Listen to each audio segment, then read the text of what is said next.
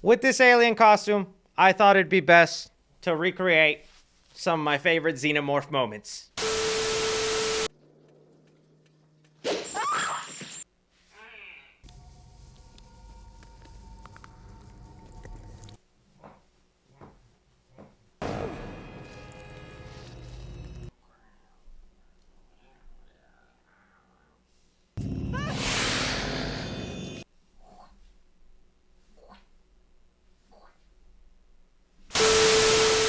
The Alien franchise, a series of movies that now is 7 installments deep thanks to Alien Romulus, a standalone / legacy sequel thanks to Disney buying out Fox Studios. And well, you know, the House of Mouse is gonna churn out everything they can from these xenomorphs, basically becoming the Whaling Corporation themselves and doing what's best for the company. I think this is the perfect opportunity to go back to the previous 6 installments, give you my review on them, analyzing them, telling you what I absolutely love about this franchise, some of the missteps it took along the way, and some other movies that maybe aren't technically supposed to be part of this mainline franchise, but are here nonetheless, and now we have a wide range of different Alien movies, all great in their own respective way, even if I kinda only dislike one of them. I have seen the arguments online for every single one of these films being somebody's favorite, and that's just the beautiful part of the Alien franchise. So as I go through it myself, be sure you're letting me know your opinion on this series and how you think of my snazzy outfit.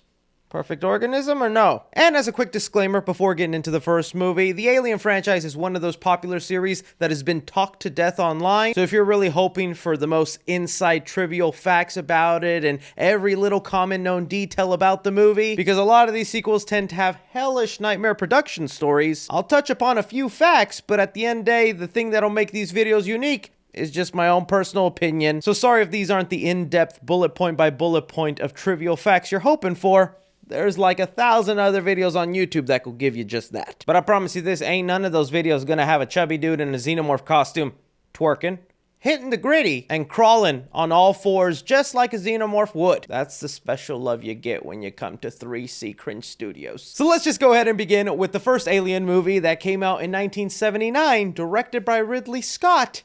Alien. And in this small sci-fi epic, we follow a commercial towing vehicle, the Nostromo, that houses a crew of 7 people on their way back to Earth when their cryo-sleep is randomly interrupted in the middle of their trip, forced by the Whaling Corporation to investigate it as per their employee contracts. That's the basic premise that we set up here with this Alien movie, and right off the bat, you obviously know I love this film. What Ridley Scott was managed to capture in terms of visuals with this first Alien movie, I think is astonishing. Like every other space sci-fi movie that at least has the story set in a ship, especially one in the far-off future, I think can all be credited and given inspiration to the look of the ship in this first Alien movie, the Nostromo. One of my pet peeves sometimes when watching a modern sci-fi movie is how clean cut and just super organized a futuristic spaceship looks. Sometimes to me that look is a little boring, and so the rugged, nasty, grungy, dark feel of the interior of this ship I've always fallen in love with. But not just in terms of set design, but just the way the movie was filmed. I'm a real big sucker for miniatures being used in movies. It's something that rarely is ever done today, but miniature sequences to me stand the test of time. Like this sequence here where they're going to investigate this mysterious signal and hop on board this alien aircraft where something deadly is waiting for them. Ridley Scott, the director, actually used his own children and kids to walk on the actual set, putting them in little astronaut outfits, and I never knew. Now that I know this fact, you can kind of tell it is definitely children. They have that weird unbalanced walk sometimes that kids have, but for like the past 10, 15 other times I saw it before knowing that fact, I didn't know any different, and I just thought, wow, look how grand scale and huge this movie feels. But they stumble upon this alien being that fans have now called the space jockey that appears to have something bursted out of his chest. And again, you have to put yourself in the perspective of the time of this movie and the mystery it is setting up. This to me was fascinating. Not only did you just show us an alien life form, which seems to be a normal thing for these people, they don't seem that amazed by the idea, but the fact that something else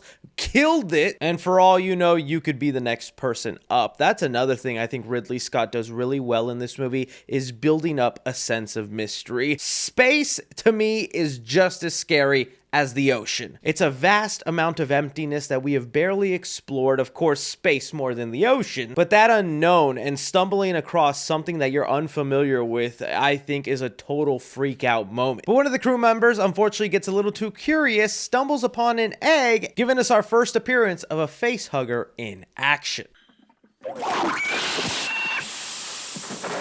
This is kind of where I want to get into one of the only negatives I hear about Alien today, and it is something I unfortunately felt when going back. It's a movie where you feel its pace, where it's very much a slow burn movie and it builds up that dread. And me going back to watch this movie for this review, I felt a little bit of that length, a little bit of that, man, when's that xenomorph coming in? When's something a little bit more exciting happens? Don't get me wrong, I still very much cherish and appreciate those moments where we take in the sets, the landscapes, the smoky atmosphere. Like, it's fully immersing, and Ridley Scott is really great at that, but in my mind, I always go back to one day I'm gonna want to show my future kid Alien, and I always fear that they'll think this movie is too boring before letting some of the more suspenseful, grotesque things take over the movie. But back to praising the things I love about Alien. So we now have a sequence where a crew member has this facehugger, they're laying down in the medical bay, and everyone is at a complete loss to what exactly is going on. Bring me to talk about the pseudo-sexual nature of the Alien franchise. We have all been joking these past couple of weeks with Alien Romulus coming up and them revealing some of their popcorn buckets. Let me go grab them. And we all just had a big laugh how it just clearly looks like something completely different, especially if you just cover this face up. I hope your parents aren't walking into this room while you watch 3C. But these phallic, sexually charged images in the Alien franchise is no accident. This is all accredited to H.R. Geiger, the concept artist who created the look for the xenomorphs and facehuggers. And knowing that's what they were going for and re-looking at the facehugger, forcefully planting a seed within your stomach, leading to a birth of a monstrous creation you didn't ask for, it just adds another underlayer of a really unsettling tone to this franchise. And so to note just that much thought was put into the design of the xenomorphs and the facehuggers, I think is so cool. But the awesomeness of these creatures doesn't just stop at the design. Right when they're trying to peel off the facehugger and it's revealed they actually have acid blood, which is a really cool effect that was done with styrofoam, it adds another frustrating factor to the alien itself. It's something that even if you manage to make it bleed, to wound it, or kill it, it also could mean the end of your life, since you're in space and you make a hole in that ship, you're imploding, and you're done. And you know, with this much thought and detail put into just the aliens alone, and the movie being titled Alien, you think that's where the world would stop building. I mean, we even got to look at a whole different other alien species earlier in the movie, the space jockey. But no, Dan O'Bannon, the writer of this movie, added another element that director Ridley Scott was extremely fascinated with, so much so that would technically end up being the basis for his prequel movie that would come years down the line: the synthetic androids. Sometimes I think it's a little too risky when you add too many elements into a movie. You already have a contained, suspenseful, and thrilling horror movie with a creature that's essentially acting like a villain in a slasher movie, hunting these crew members down one by one, getting rid of them in horrific ways. To add this separate element of synthetic androids, living robots, who's basically an undercover agent in this movie because he's doing everything in the best interest of the company, I remember that also blowing my mind as a kid and just going, what kind of movie am I thought this was about aliens. We got killer robots now too? And sometimes when a twist like that happens, and it's a reveal that happens later on, for movies I love to rewatch, sometimes that magic is ruined, but in rewatches, my experience is only enhanced. Seeing actor Ian Holm play Ash, and the way you can just notice he's not exactly all there. He's got an awkward personality. He doesn't communicate quite effectively with everybody else. I knew I got a bad vibe from him the first time I saw this, but now it makes complete sense why. Maybe don't cover him in that much white fluid though, but well, there's that weird sexual imagery this movie's famous for. Okay. Bring me now to talk about the person I'm neglecting the most when talking about the first movie, Sigourney Weaver. Well, I think she kind of shines a little bit more in the following sequels. Her performance here is really great. I like how she goes from this calm, put-together person that slowly divulges into madness and having to bring out a side of her she didn't think was possible when having to fight off this alien. I will say, however, I thought she was absolutely crazy for risking everything to save that dang cat. I was a dog person growing up. 9-year-old me was just saying, let the cat die. Now, I understand. The cat needs to live. But after Ridley saves the cat, wields a flamethrower, and essentially destroys the Nostromo, we find her in her escape pod, celebrating her small victory, ready to sail off into the sunset, and Ridley pulls off another great addition, including a fourth act into the movie. Again, remembering when this movie came out, everything was built around a 3-act structure. Heck, I think if you did this now today, many people will say, the movie went on too long, it should have ended 20 minutes ago. So adding this small additional battle in this enclosed space with a wounded xenomorph, and just really highlighting how absolutely impossible these things are to kill, only cemented the threat of a xenomorph and how lucky you are to survive an encounter. Yeah, it's no secret to me, this became one of the most iconic movies of all time. It's just beautifully shot, filled with so many interesting ideas that all culminate together in just such an exciting way. It also just gave us the right amount of mystery needed to just span off so many sequels in all sorts of different directions. And well, the first sequel on this universe will be made by a very famous man,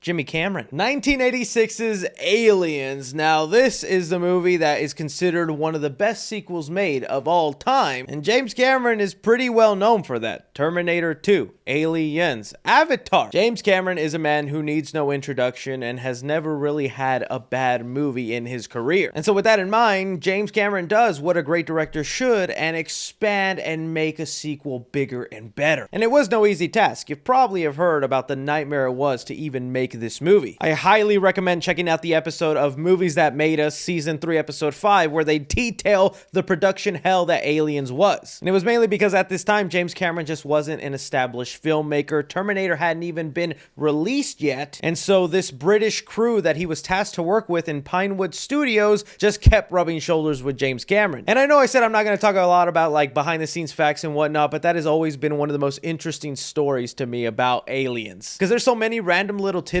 that just leave your head scratching. Like, James Cameron was pissed off that the British crew would take breaks for tea time. They'd bring out a platter of tea and biscuits, and that was a daily thing, and James Cameron was like, "You're wasting time and money. Get your tea away." There were points that the crew full on had a strike against Cameron and no longer wanted to show up to work. Cameron even tried winning them over by giving them an early screening of the first Terminator movie, but none of them ended up showing up to the screening. That's crazy to think about. Imagine being able to see the first Terminator early before anybody else, and you decided not to go see it. But that's not me siding with Cameron on here. I've seen enough interviews with James Cameron to know he seems like a little bit of a difficult man to work with, or at least he has very strong, doesn't care about your feelings opinions. I mean, just recently, physical media fans were complaining about the 4K releases for True Lies and Aliens, and James Cameron responded by saying, "Get out of your mama's basement, you losers."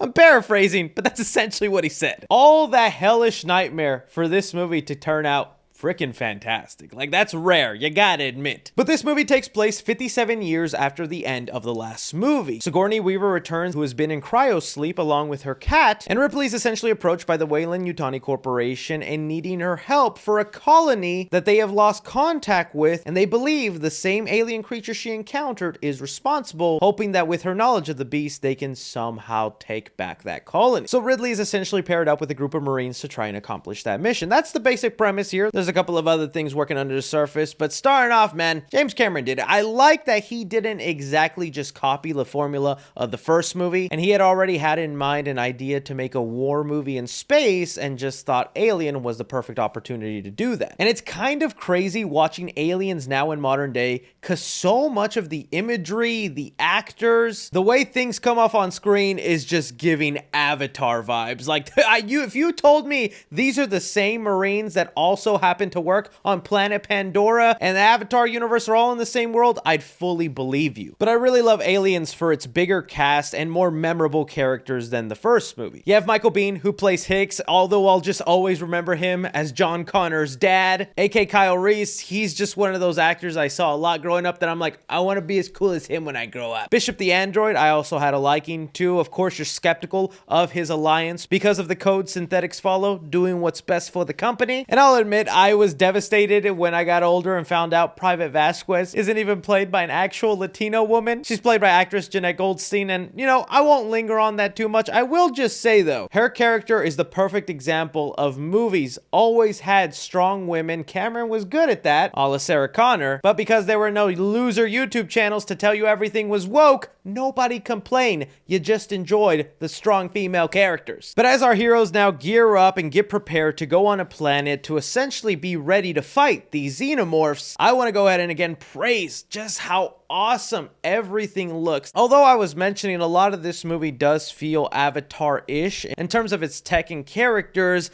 Alien still retains its own look. These dark smoky shadows and use of lighting, like Cameron really set an atmosphere, and rewatching Aliens, it's one of those movies where I'm like, they just don't light movies like this anymore. They don't make them feel this way. So many of these shots when using miniatures, whether it's the spaceship or these vehicles going off into a planet, you just know would be polished with heavy amounts of CGI, but to me, Alien stands the test of time because of its miniature work. So many times, sci-fi movies try to look too polished and clean, and again, I just don't like that. I like this grungy, dirty look. But they arrive at the colony and they find out something went down. There is wiring all over the place, damage is done, not a single soul in sight. With us having the knowledge of the last movie, you can pretty much infer what happened here. But before we find the only surviving member of this attack, this is where James Cameron added real intrigue with the Weyland Corporation. While Ridley Scott in the first movie definitely set up the Weyland-Yutani Corporation to be these evil, greedy, not caring about other people's lives type of company, which is why they were willing to sacrifice that crew of truck drivers. Finding out that in this facility, the company has already begun working on facehuggers, xenomorphs. They've started experimenting with them, learning about them, trying to weaponize them, and it honestly just puts this mission more in perspective. This isn't a rescue mission. This isn't a mission where you're supposed to take back this colony. This is a mission most likely meant to recover data that the company really wants. And you're the expendable crew they sent out there, not caring whether you make it out or not. But this is now where we encounter Newt, the little girl that Ridley takes under her wing and wants to protect all throughout this movie. I hope nothing bad ever happens to her in subsequent sequels. But you know, adding a random kid to the mix, it was like a common trope brought into like the Jurassic Park movies, where you do have these larger than life monsters coming at you, people dying left or right, but there's always a kid or two there and you see it from their perspective. It's a trope I actually kind of like when the kid actor isn't annoying, and Newt by Carrie Henn does not come off as annoying, mainly because she barely speaks. But it is a trope I'm a fan of, because it was a character I so connected with when I was a kid, and at the time when this was being released, when R-rated movies actually had toy lines, whether it was RoboCop, Rambo, Terminator, and Aliens, it's kind of smart of Cameron to make sure there was somebody the kids could sympathize with in this R-rated movie. Love you, Cameron. But as the team now continues on with their mission, Cameron once again keeps adding stuff to expand the world and evolve these xenomorphs, because we had only just introduced them in the first movie, and Cameron here adds so much. Not only does he create this kind of hive for them where they fill the walls with this black goo and imprison people so that they could all eventually just be taken over by a facehugger, but it is a risky thing, because with this title obviously being Aliens, you're promised a lot more xenomorphs, and the trade-off usually is if you're not dealing with a movie where you just have one alien and you have a bunch, well then they seem a lot easier to kill. And if they're easier to kill, they come off less scary. That sometimes is the trade-off, which is why people ask you what's scarier, you being hunted by one alien or you being hunted by a bunch. And while there's still definitely bloody, horrific things that happen in Aliens, I will say Cameron injecting a blockbuster action-filled element into this franchise will really set a different tone going forward. To me, that first Alien movie is a very clear horror movie, and I don't really know if you could call Aliens a horror film. Cameron did set out to make a war movie, and those action elements really overtake the small amounts of horror that you get throughout. I mean, he kind of ended up doing the same thing with his own franchise in Terminator, where I argue that first Terminator is a horror movie. Even if you don't think of it in the traditional sense, by the time we get to Terminator 2,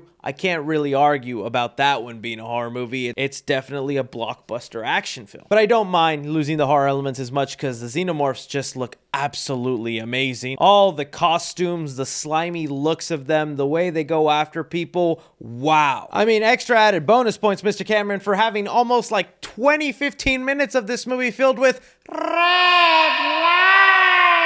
Oh yes, Xenomorph Daddy, stick out your tongue in them red lights. But this, of course, now brings us towards the ending of the movie where we get the queen alien xenomorph just laying eggs. Like, I love this, man. I wish more sequels kind of took this trope and just continuously added on in more evolutions, different forms of aliens, having them all kind of connect. But here specifically, the queen alien looks awesome. It was all puppeteer work done, very iconic looking. It really is no secret why some consider this to be the best sequel of all time when you have just grand battles like this. I really enjoy this side of the Alien franchise when it just feels like a larger than scale blockbuster popcorn flick. And it also just concludes so satisfyingly with the best character surviving. How could you possibly mess this up and ruin what could easily have been a perfect trilogy? Alien 3 or Alien Cube, whatever you prefer to say, I still don't like this movie. Yeah, I know, I'm in that camp of people that can't see the artistic masterpiece that David Fincher was going for. Alien 3 is such a fascinating movie for different reasons. I'm of course being a little facetious, and I respect you if you're one of the people that loves this movie and think it's an underrated, misunderstood movie, because there are a ton of people, and they're growing by the day, that absolutely love Alien 3. This is another Alien movie that just dealt with a lot of nightmare stories behind the scenes, not necessarily for the crew environment like in Aliens, but more with studio meddling. This film went through several different iterations of its story, at one point having it set on planet Earth, which is what they teased with the original trailer for this movie, which I think is a very exciting idea. Then at another time, they were going to land on an alien planet that mainly was made of wood and had monks, until ultimately deciding on a mishmash of some of those stories, ending up in a futuristic jail facility with prisoners that are kind of like monks. But I think a lot of the reason people go back to Alien 3 and consider it a misunderstood masterpiece is because of David Fincher. This is a very well-known director in our day, from Seven, Fight Club, Zodiac, Gone Girl, The Social Network. Like, it's no doubt this is a very competent director. Anytime he's got a new project up and coming, I'm immediately interested just because of his name alone. And this was his directorial debut, and I'm sure if the studio actually let him do what he wanted with the original cut of this movie, I wouldn't be saying it's one of the only Alien movies I dislike. And heck, David Fincher himself will tell you that nobody hates Alien 3 more than him. Even when people tried recreating what maybe was his original vision for the movie, David Fincher still did not want that movie to be called his director's cut, but preferably assembly cut, which is what the alternate version of this movie is called, because even then, that cut doesn't represent David Fincher's final product. And so, since David Fincher kind of hates both versions, I'm gonna stick to the one I grew up watching the most as a kid, the theatrical cut, the inferior cut, but it's the one I most remember and have thoughts to talk about, okay? You can tell me how awesome the assembly cut is down below. So set after the events of Aliens, we have the surviving members, Ripley, Hicks, and Newt, headed back to Earth when, unfortunately, a facehugger happened to be on the ship. This facehugger, unfortunately, causes the ship to crash land, and here we have the first mistake made with Alien 3 that I hated when I was young. They immediately kill off Newt and Hicks, two really awesome characters from the last movie that we grew to really love, just gone. Dead. One of my least favorite tropes in cinematic history. A character you spent all the movie protecting or loving immediately dies either in between the sequel or at the beginning of the movie. Admittedly, this soured my experience for many years, but I've gotten over it now and just have to deal with it. I do feel better knowing that Michael Biehn was so upset hearing about the fact that they killed off his character that he forbid this movie from using a prop replica that was supposed to look like him that they were going to show in cryosleep dead, and instead, the studio just paid him a fee to be able to use that dummy, and the fee turned out to be a bigger payday than what he was paid for Aliens. So if you're gonna make a dumb mistake, studio, at least you're gonna pay for it. So good job, Michael Biehn. give that child support to Sarah Connor and your baby John Connor. But Ripley is taken in by these prisoners who are part of this like reform program, kind of like monks, where they are very religious, and they essentially believe that Ripley, the only female currently in this colony, is a test from God to test their temptation. What? That's one of the undertones in this movie that I just find so weird. I was just talking about how interesting I thought it felt to have this erotic sexual imagery as part of the xenomorphs, the face huggers, and having that just kind of be an unsettling part of those creatures. But with Alien 3, it's just a lot more in their face. They just flat out are like, all right, guys, let's try not to grape this girl, okay? Be cool. Don't do it. And they almost do it in one scene. Like, it's one thing to kind of subtext and put it there with the aliens. It's another to kind of just almost do it in the movie. It just feels dirty to me. And that's kind of how I feel all about Alien 3. It's a movie that feels dirty and grimy in all the wrong ways. You just saw me glazing up Alien and Aliens for how dirty and nasty the movies look in the sci-fi futuristic world. Here, it more feels dirty and I kind of want to shower after seeing this movie kind of way. Not a big fan of the cinematography and the overuse of brown and orange throughout the movie. It's honestly my least favorite looking Alien film. And that's really surprising because I love the look of most David Fincher movies, but I was just not digging the style of this one. But after Ridley is cared for and awakened by Dr. Clemens, who tells her she needs to shave her head because there's a bad case of lice on board. I'm thinking in the original script, Ridley was just gonna be in solidarity with the monks and shave her own head, and that's why it's part of the movie. But the version I saw, it's because lice. Dumb. And we could go back and forth in what's in the theatrical cut to the assembly cut and what works better. Like, I'm not gonna lie, in the assembly cut, they do flesh out these characters a lot more and make their motivations more heard. The assembly cut, it also just doesn't feel as haphazardly put and glued together, while there's definitely moments in the theatrical cut that look like, what's happening here? Like, I didn't love how quickly Ripley, like, falls in love with Dr. Clemens, is like sleeping with him. Like, you just met the guy. And frankly, the only time you spent with him was just cutting open little Newt to see if there was an alien in her.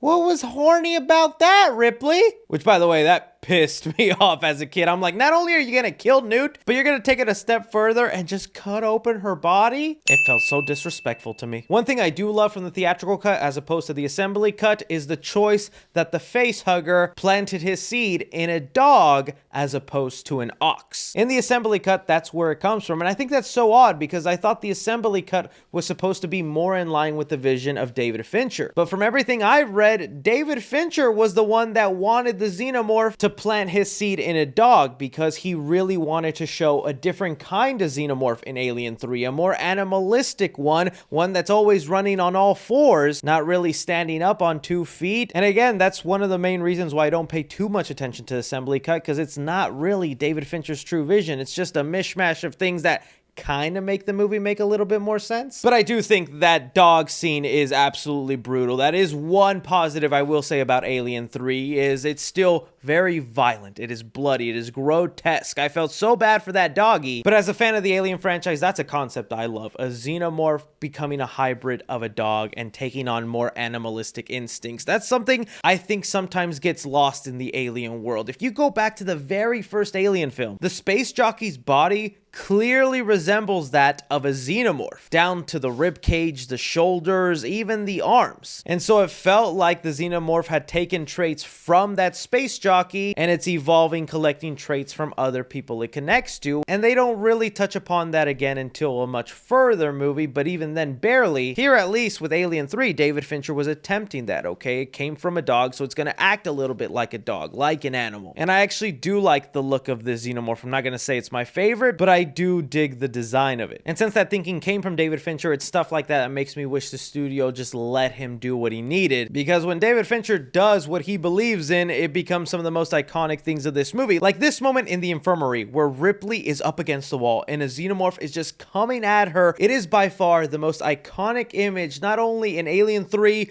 but in the Alien franchise. If you have not seen this movie, you have most likely still seen this image at some point in your life because it was in all the marketing of of Alien 3, posters, covers, and the funniest part is the studio did not want that shot to be made. The studio had denied David Fincher permission to do that, but he believed in that shot so much, he did it without their permission, and then the studio ended up using it in all the marketing. It's like, make it make sense. But getting onto a plot point in Alien 3 that I haven't talked about yet is one of the reasons the alien doesn't exactly kill Ripley in that moment is because the facehugger that crashed the ship early on actually planted its seed in Ripley, and that xenomorph is no ordinary xenomorph. It's supposed to eventually be a queen xenomorph, and with a queen xenomorph being the kind that lays eggs and produces more, it's a very dangerous alien you do not want getting out. And you know what? That's a story element I do like. There's moments in here where Ripley's just trying to convince other prisoners to kill her, to just finish her off because she knows how bad it would be if that thing got out. But some of the prisoners are wise enough to know, no, you're kind of a shield right now. This alien's not going to kill you because it knows what you have inside needs to eventually come out, so we're going to use that to our advantage.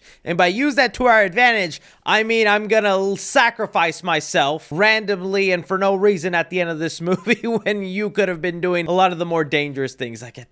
There's things I like in Alien 3, and then there's things that piss me off, man. So heck, while we're on that subject of things I don't like, let's talk about the effects. I really commend when movies attempt to push the boundary for what they can do and try and give a new look to something we're used to seeing. And that's what David Fincher and the crew were trying to do in here. They didn't just want to use another guy in a suit playing a xenomorph, and CGI hadn't advanced to a point where they could just make a computer-generated effect for it, because David Fincher really wanted a more animalistic, quick-moving xenomorph that didn't have human reflexes. They created this puppet that they would then do all the movements in front of a blue screen that then they would composite into shots. I understand the thinking behind that. I think it's really cool. They even thought maybe stop motion at one point, but the technology was not ready. There were several times in Alien 3 where the effect just looks terrible. Like, the alien just does not fit with the environment it's placed in. It looks absolutely fake, and that just really dates and makes it harder for me to find the alien scary at times in this film. Like, don't get me wrong, the moments it is a person in a suit or a puppeteer just kind of standing still looks great, looks fantastic. But there's like one freaking scene in here where the xenomorph is just flat out dog humping somebody, and it looks like the cringiest thing ever. Just watch.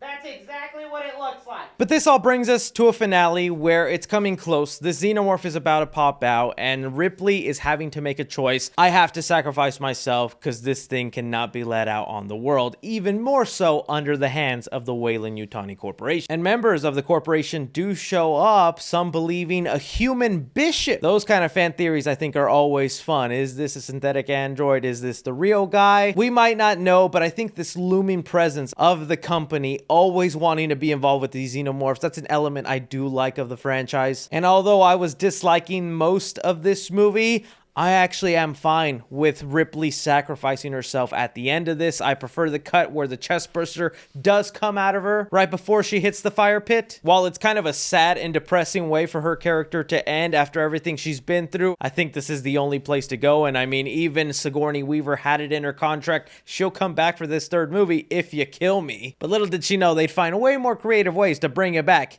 even if they kill you. So yeah, look, I'm sorry. I'm not gonna be one of those people that defends Alien 3. It's a movie I'm very happy if you find enjoyment out of and you think it's amazing. I'm honestly jealous of you because in rewatch of this movie, it was a slog to get through. I just cannot get into the story and the setting of it. Like, I think the idea of an alien movie set in a futuristic prison is so cool, but having them all be monks kind of took that element away from me. It really is the only alien movie I don't like. I'm not going to say I hate it because, again, it's not David Fincher's fault. A lot of studio meddling, and there are hints of cool stuff in here, but it's just the only one I can't get into. But the year is now 1997, and they have found a way to bring back Ripley with Alien Resurrection. I'm about to confess something to you guys you're probably not going to believe. This was my first time watching Alien Resurrection. Yeah, I had avoided watching this movie basically all my life because I was that soured with Alien 3 when I was younger. I didn't like the movie then, and I still don't like it now, and just that awful taste in my mouth from Alien 3 made me go, oh, Alien Resurrection?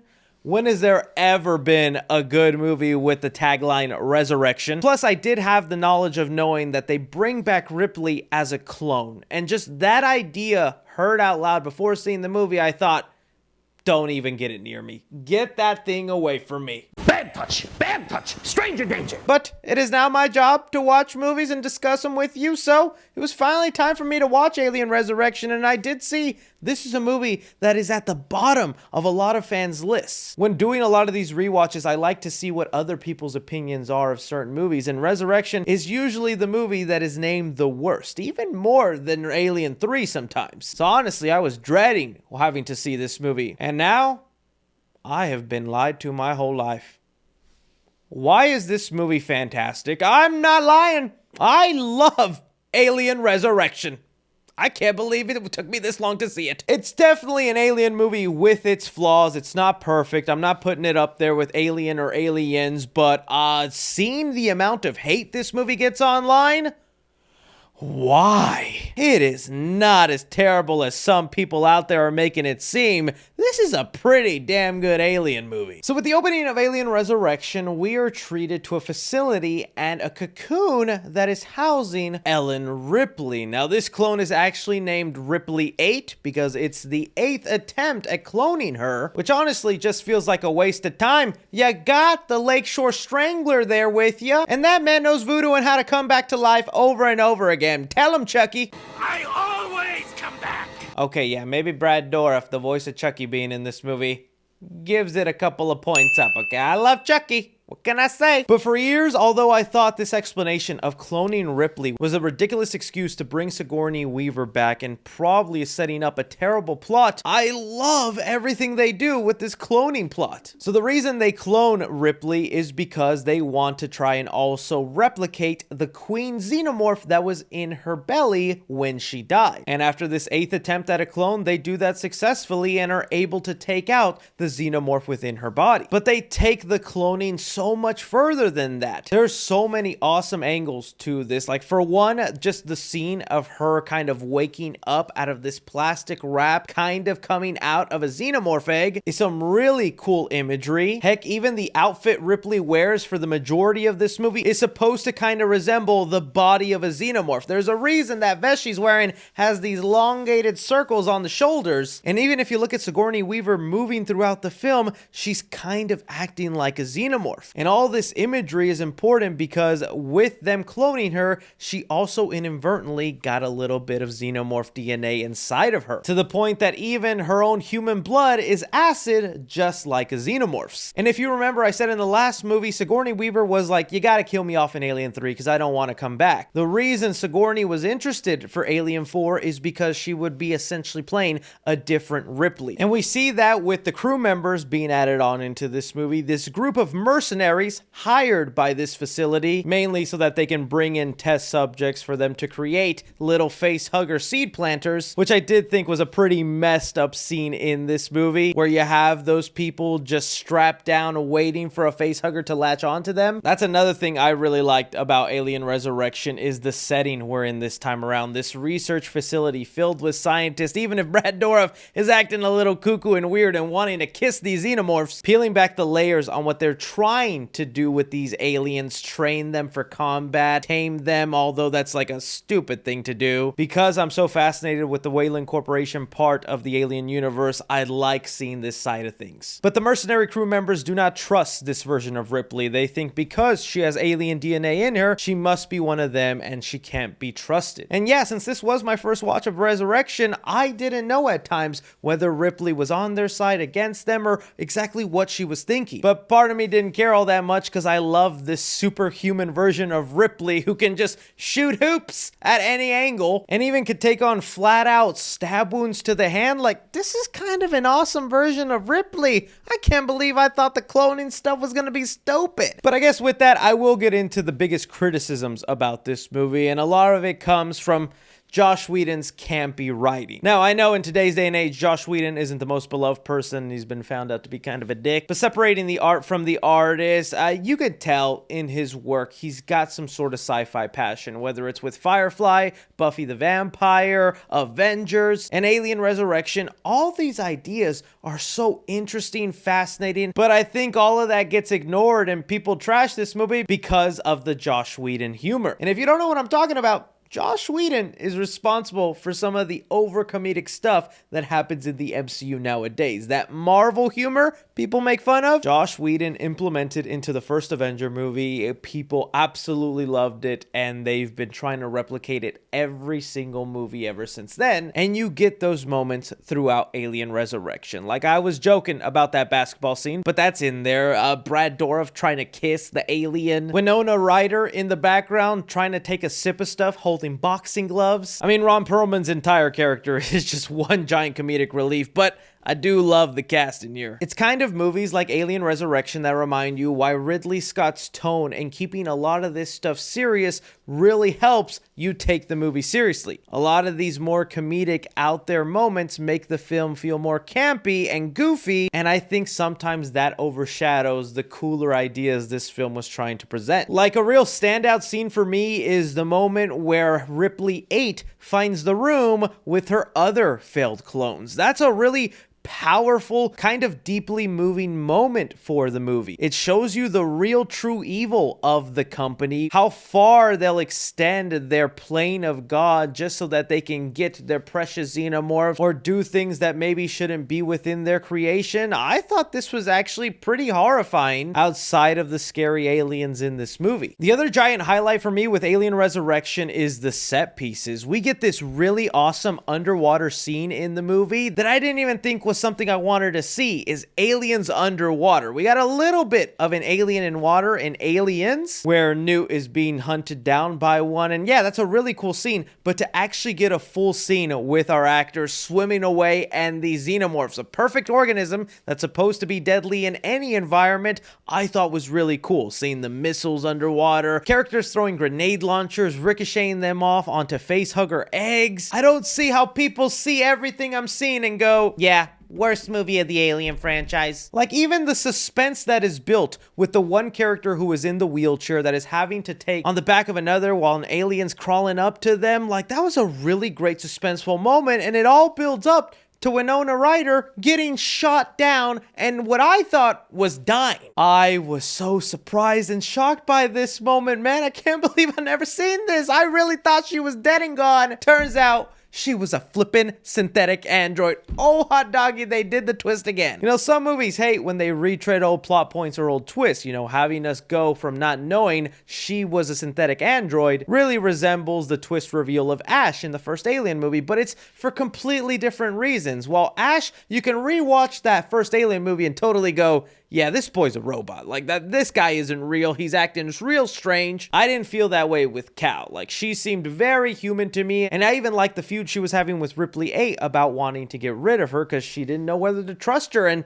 turns out we didn't know if we could trust you, girl. But they don't just stop at revealing, oh, she's an android and we didn't know, blah, but no, they expand the alien world. Turns out she's something called an Uton, which were a version of synthetic androids that were a little too good at their job, that they started even disobeying orders, and there was this bloody revolution called the Recall, where they were all supposed to be destroyed, but she was left as a survivor. And the reason I was saying she's too good at her job is because the programming of a synthetic is to never harm a human, and they got so advanced to the point they realized, oh, the Whaling Corporation is harming humans with these experiments and everything they're building, so I actually need to protect humans from you. You're an Auton. Robots designed by robots, right? Oh, that's right, I remember. Now, they were supposed to revitalize the synthetic industry. Instead, they buried it. They didn't like being told what to do. Government ordered a recall. Which ties back into the mission of wanting to get rid of Ripley 8 because she's a danger to the human society. And it's just stuff again where I say, sometimes the synthetic androids of the alien universe way more interesting than the actual alien. Can you imagine seeing a movie of the recall of those things or following a movie of a mission of Utons trying to get rid of other Whaling Corporation outposts? Like, I want to see that. But before we get to the finale of this movie, I want to talk about my favorite kill of probably the entire Alien franchise. All along the way, they've had a crew member who they know was infected with a facehugger and are trying to rush him to a cryosleep chamber, hoping that somewhere else they could eventually give him the medical attention to let him survive. Similar to how the chest burster was taken out of Ripley 8 at the beginning of this movie. Well, they unfortunately do not make it to a cryo chamber, but that does not stop this person from making their sacrifice go in vain, grabbing one of the evil lead scientists responsible for this facility, putting their head right by their chest, and letting a chest burster do what it does, burst out. What an awesome freaking kill. Bravo. How do people see that and go, worst Alien movie? Let me talk to you. Let me talk to you real quick. But now getting on to the most controversial part of this movie that I understand why some people don't like is we get to a scene where we finally do meet up with the Queen alien xenomorph that came out of Ripley 8. And instead of rehashing things that we saw in maybe James Cameron's Aliens with the Queen, they reverse it on us and reveal that this Queen actually has some human DNA and it's pregnant with a human alien hybrid. All right, this is controversial. Some people hate this thing. I couldn't help but to love it, man. This is what I like about the Alien world. I love the look of the original Xenomorph and the small variations of it throughout the course of the movies, yes. But I really do like it when they give us these crazy wild hybrids. And having this Xenomorph that has human features, looks like a skull, and is even expressing emotions where I genuinely feel bad for this alien at times.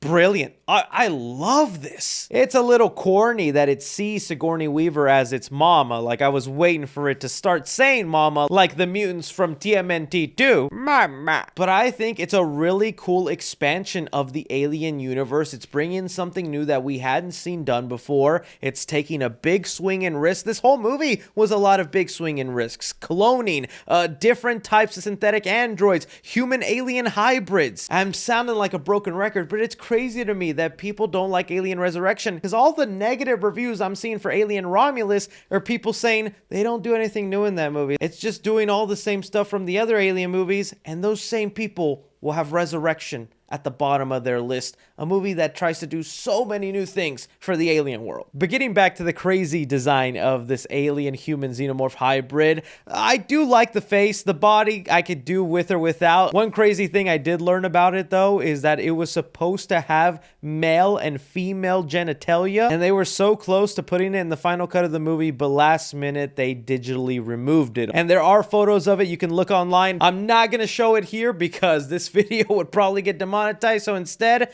editor, please just put the Alien Romulus popcorn bucket and the Wolvussy. Those are essentially the two human anatomies in this world, so there you go. That's what it would have looked like. But although this thing is horrifying and creepy and nasty and could be a killing machine, they made me feel bad for this thing. The whole theme of this movie is highlighting the evil creations this company does, from Ripley 8 to the other failed clones to the different xenomorphs and now this human hybrid. You can see Ripley herself does feel really bad, and the death scene for this alien almost got me teary-eyed. I'm not lying. Like, that was actually a really sad way for it to die. And I felt so terrible. So yeah, count me as an Alien Resurrection defender because I think this movie rules. But it also goes to show you how many other great movies there are in this franchise, because even in my head when I was thinking about where I rank these movies, unfortunately Resurrection still ends up on the lower end, but that's just because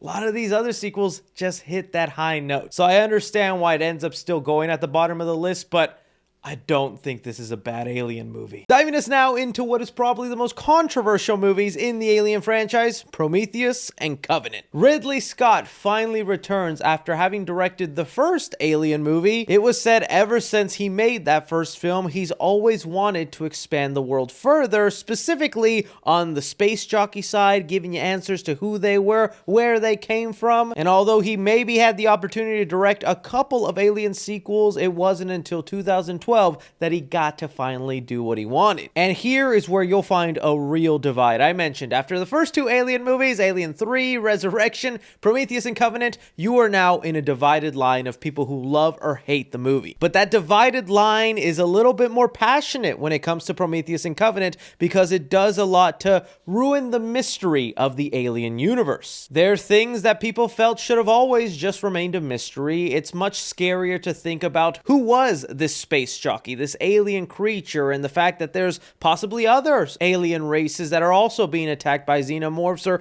what nefarious purpose they had by having a ship filled with these face-hugger eggs. It's kind of the thing that makes Alien a hard movie to replicate, because so much about that movie is dealing with mystery, is going to an unknown planet, meeting unknown dead species, encountering unknown eggs, these characters entirely in an unknown situation. Like, something like that is just hard to do, and in most situations when you start giving the answers to those mysterious things, people either hate it or they love it.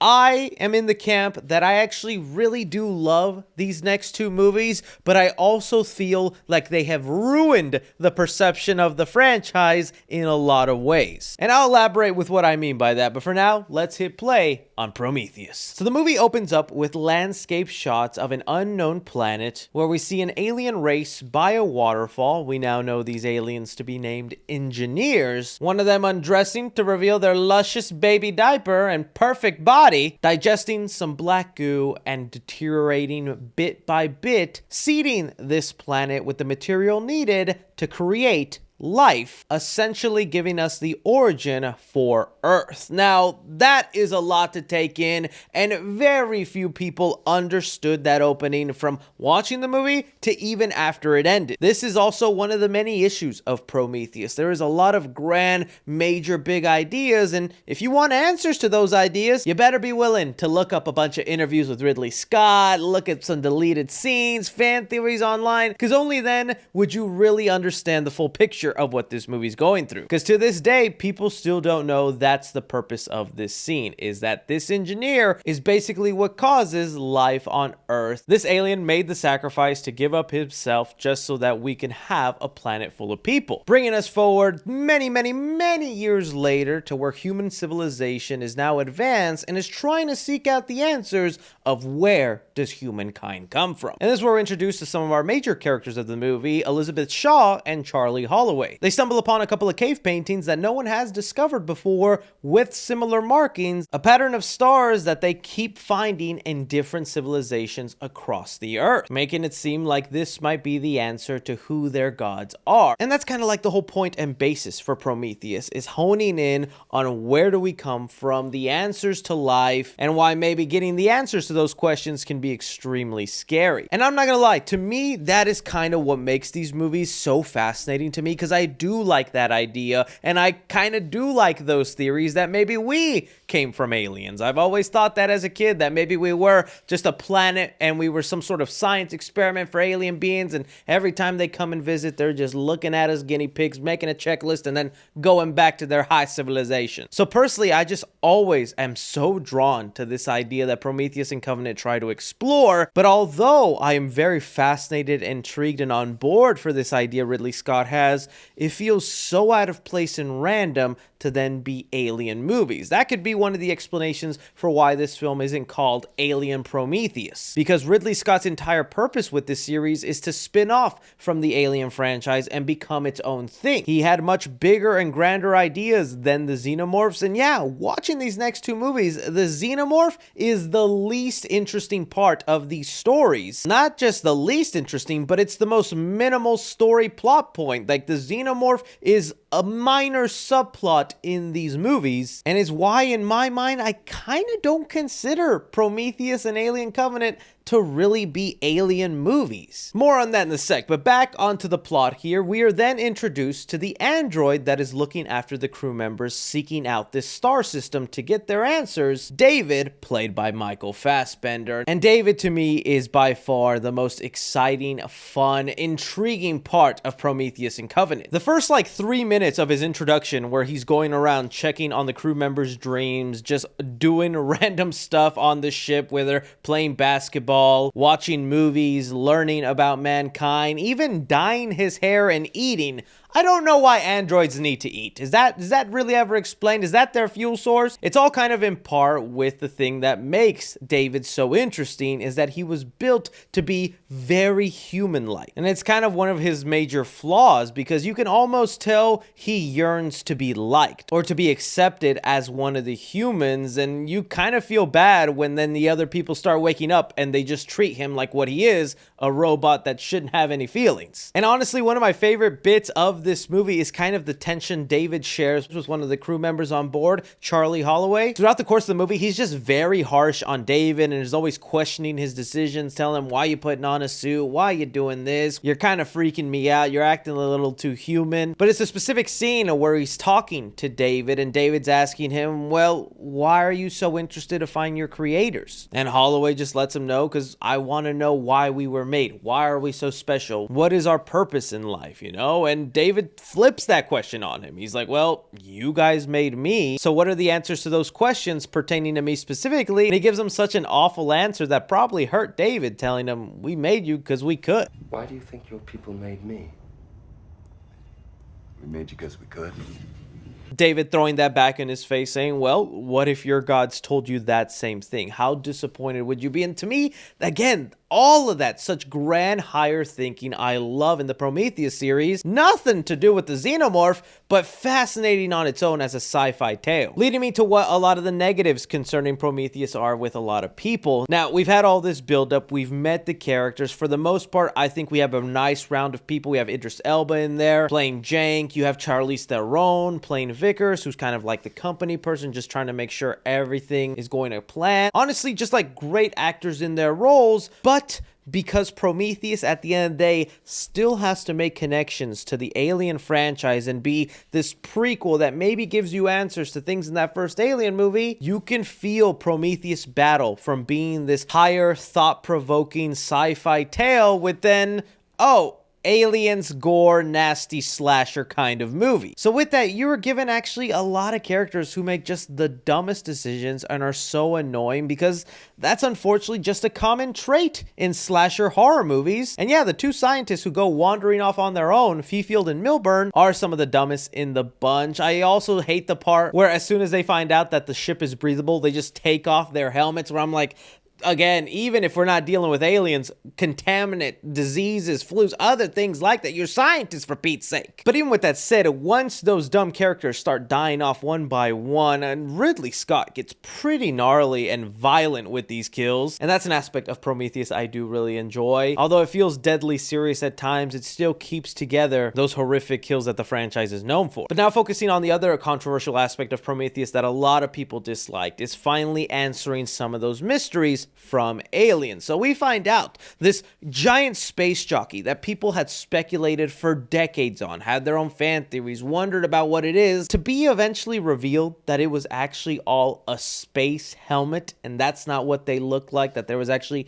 an engineer under there. Some people feels that ruins it. We get the introduction of this black goo that was being carried on the ship and was looking like this was essentially weapons that the engineers were going to use to wipe out all their other creations, including the people of Earth. It's disappointing and interesting for a couple of reasons. It's interesting because there is that mural on the ship, and it looks like the engineers, for as high life forms as they were worshiping a xenomorph looking creature that is named the Deacon. And for some reason, the engineers were obsessed with this being, worshipped it, and it opens the door for that exploration, right? To find out, are these things like higher life forms with their own intelligence and aren't exactly like xenomorphs, just violent, crazy creatures? Is that the engineer's version of God? Like, how many layers does this go? There's another kind of like chilling line in this movie where Shaw asks the question, what if this place actually wasn't the answer to our questions, and this was just another cave painting found in space? That the engineers aren't the end of their answers, that there's actually someone above them that even they were searching for. And again, to me, that is also so fascinating and crazy. The fact that you can find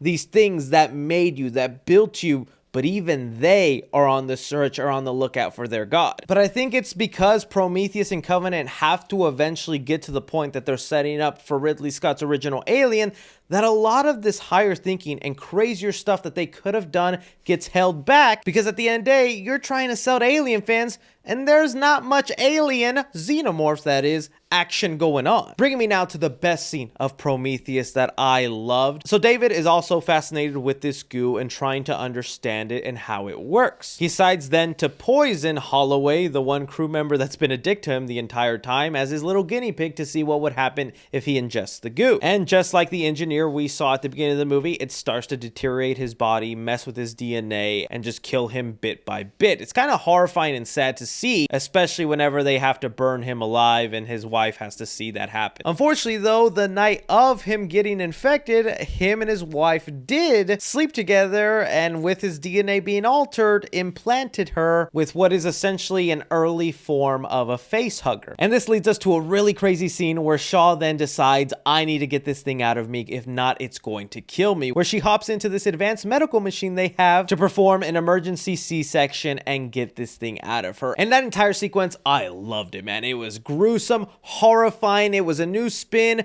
of something inside you being pulled out while you still ending up alive. It was really something to see. And even something else I'll mention, I hate the overuse of CGI when it comes to like gruesome, nasty scenes because it just kind of takes away the realism. But Ridley Scott really knows how to put that CGI and VFX to work because Prometheus is one of the best looking movies in the franchise. So many of the effects on it look great. And so it really didn't take away when we were getting some of those nasty, crazy scenes in the movie. I will say though, it's crazy how Shaw just kind of went through all that one scene and the next scene she's just like gearing up, is changed and having a casual conversation with Idris Elba like an octopus thing didn't just come out of her body. But the movie does come to a close in a pretty exciting way where old man Peter Weyland, the head of the Weyland Corporation, is finally gonna have his years of research paid off where he comes face to face with an engineer, having David translate to him and it going horribly wrong. Man, I love every second we get with the engineers. I honestly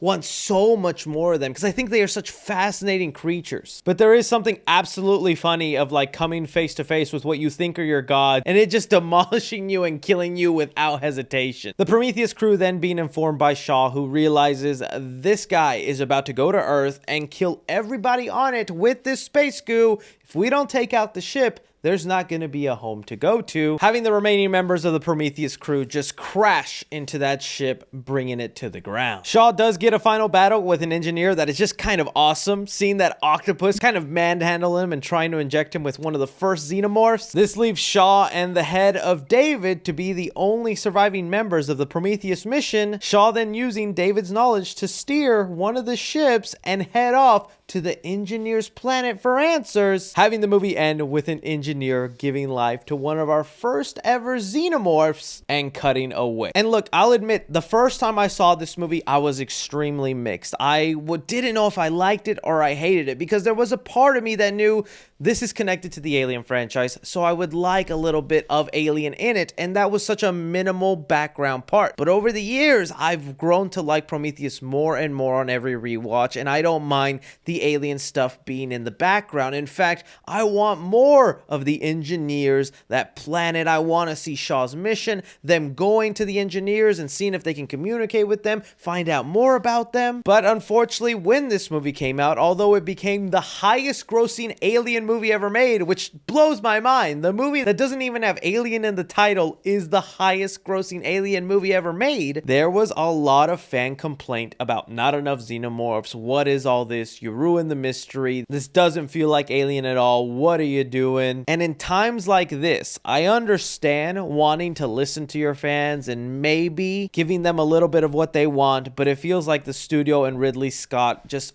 wanted to please Alien fans, and they kind of shot themselves in the foot. Finally bringing us to Alien Covenant. There's no in between here. You either love or hate this movie. I love it, but like I said, I hate that it's ruined the perception of what an Alien movie should be. This sequel was never supposed to be called Alien Covenant. For the longest time, this movie was supposed to be called Paradise Lost. And we were going to get the return of Elizabeth Shaw with David Michael Fassbender meeting the engineers on their planet. And the basic premise was what happens when you finally meet your gods. You go to what's supposed to be paradise, but paradise isn't what you envision. That's really where the franchise was going to fully separate itself from Alien and start being its own thing, but because the studio and fans severely complain about the lack of Alien, the lack of xenomorphs, it looks like Ridley Scott compromised and instead gave us a mishmash of a movie that's half a sequel to Prometheus and half going back to the Alien franchise roots. I mean, that's why this movie went back to using the name Alien, even though the last movie Prometheus that has earned the most money proved you don't need Alien in the name now to get the Alien fans to show up, because they'll be there. But most controversial of all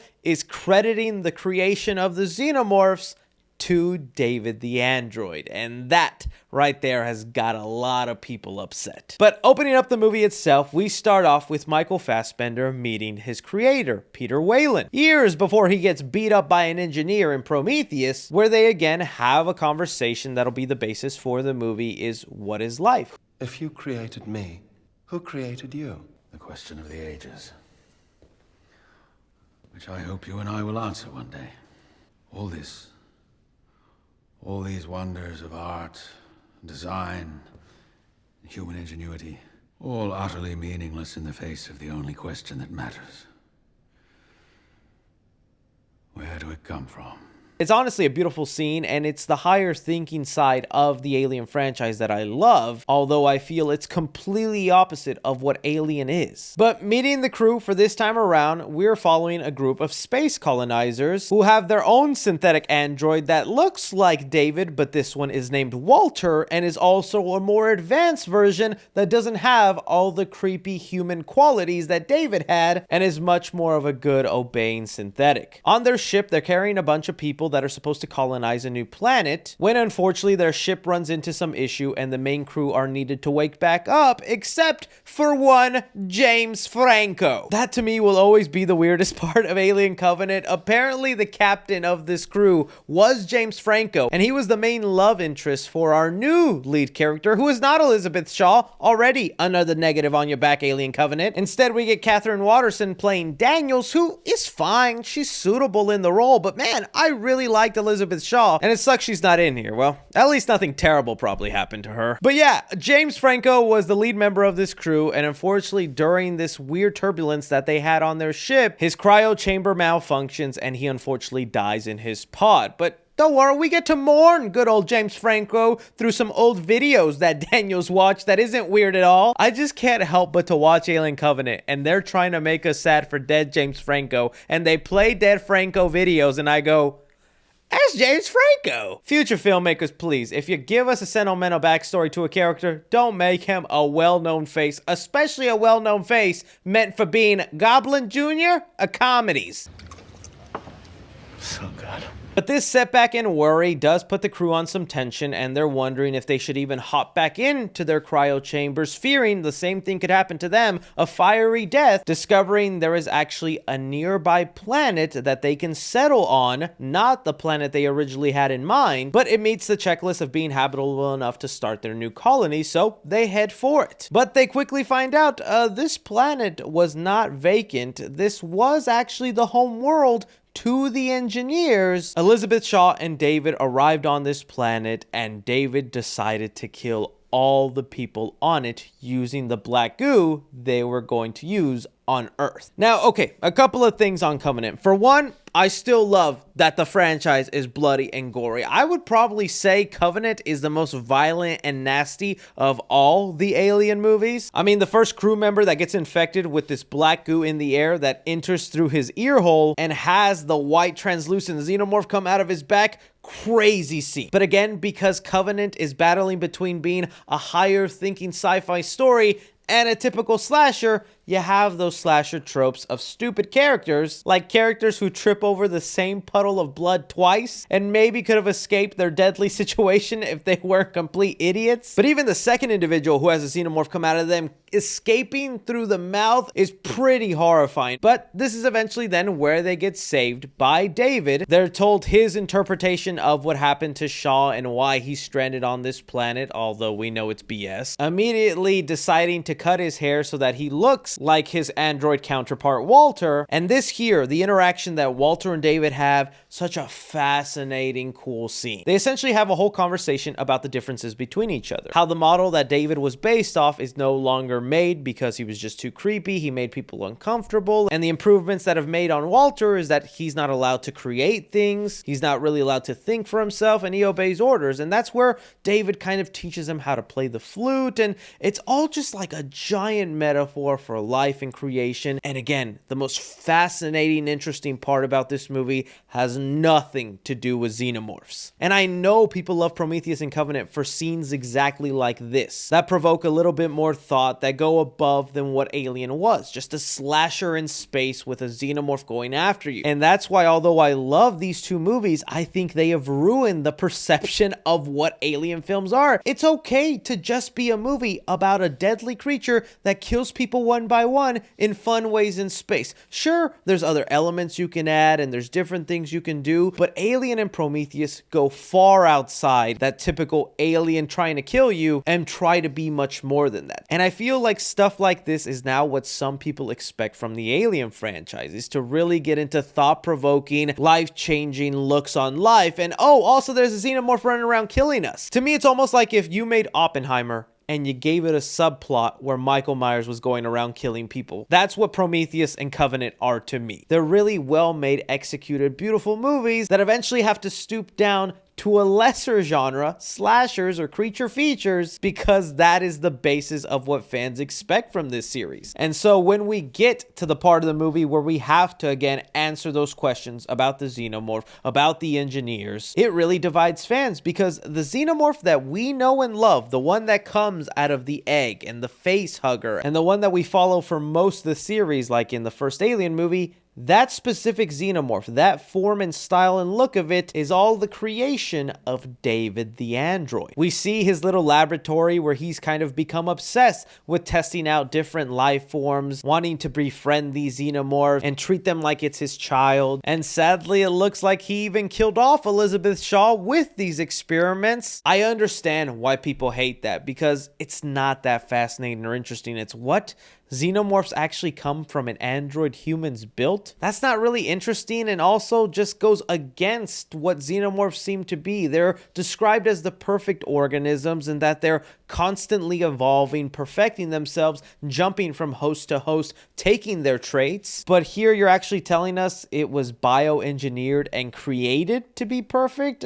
That's not interesting. I much prefer the theories that the aliens existed for thousands and thousands of years and they were just evolving, jumping from planet and host to host. Now, some people will still argue, yeah, Chris, David didn't create the xenomorphs. Nope, that didn't happen. But unfortunately, in this timeline, he did. At least the specific alien that we like, the one that comes from an egg, and the face hugger, and the xenomorph big chap, that specific form of the xenomorph is all credited to David, where for years he was just perfecting different forms, testing on different animals and whatnot, and that's what came out. There are different forms of the xenomorph that existed way before that, like the translucent one, the one that we saw at the end of Prometheus, and the one that the engineers worshipped, but none of those look like the xenomorph that David creates. Heck, even the new Alien TV series that's coming out on FX, Alien Earth, the showrunner of that show mentioned he's going to completely ignore this origin of the xenomorphs that David created, because he also thinks it's not that interesting of an origin, and a creature that was made through thousands of years of evolution is much more interesting. So even in its own canon, we're kind of ignoring some of the stuff that David created, but I can't help to see these moments where David is like treating the alien like his child and having it move about like him. It's not really an explanation I love for the Xenos, but it's still one I'm curious to see play out. But all in all, they catch on to David's nefarious plan, and we even get a fight between two androids, David and Walter, which I did think was silly but awesome at the same time. They fight the first version of the classic xenomorph we know on the ship. Not a big fan of it being entirely CGI. I know Ridley Scott wanted it to be more fluid and movement-like, but when it's completely CGI, it's just not that scary to me and just more feels like an action set piece as opposed to it being horrifying. Killing the thing off, feeling like they've escaped and are now going to head off to the original planet they wanted to colonize, where Shaw eventually realizes David switched out with Walter and now she's stuck in a cryo chamber with David in charge of where they're meant to go and him continuing his experiments of facehuggers and xenomorphs, most likely going to use the remaining crew members as test subjects. Looks, with the ups and downs Covenant has, I'm still glued to David's story and I really wanted to see where this was going to end off. You can see interviews and details and it looks like they were again going to go back to the planet that they were on Prometheus and they were going to come full circle with setting up a spaceship filled with facehugger eggs, because they hadn't done that yet. They still hadn't gotten to setting up Alien, although they put the little pieces in there. By the end of Prometheus and Covenant, we have not set up the events that lead us to the first Alien movie. And also, as someone who still doesn't like exactly love this origin of David being the creator of the classic xenomorph, I want to see where he goes and what his plan is and what he's been up to all this time. The movie didn't perform as much as they hoped for money-wise, but Fox was still going to give Ridley Scott the chance to finish out his trilogy and end this story. But then Fox got bought out by Disney Studios, and instead of continuing Ridley's story, they instead said, let's do a reboot, giving us Alien Romulus, a movie that takes a mishmash of elements from all the other Alien films into one, including Prometheus and Covenant. I ended up really liking Romulus, but some people didn't like the amount of fan service, and we're also disappointed that we didn't get a continuation of David's story. So really, it's a mixed bag. When I look at Prometheus and Alien Covenant as separate things from the Alien franchise, I am less mad about the connections and the ruining of the mystery and legacy that Alien has, and I more just want to see the finishing part of this story. But I also think, again, there was irreparable damage done to what people expect from Alien movies, that when Alien Romulus came out and it was just a simple movie about crew members versus aliens, that wasn't good enough, because Prometheus and Covenant gave us, what is life? Where do we come from? What does it mean to be a person? Oh, there's an alien trying to kill me. Oh my god. Still though, I get a kick out of this franchise and I can't wait to see what other crazy things they create. Please give us the Andy versus David story. I think that would be so cool. It could be a way for you to give us a sequel to Alien Romulus and also give us the continuation and finish to this story, because I really want to know, what's David been up to all these years and is he still out there? Anything, be sure to like, subscribe, follow me on Twitter at 3C Films or on TikTok at 3C Films. But as always, I'm Chris. Take care.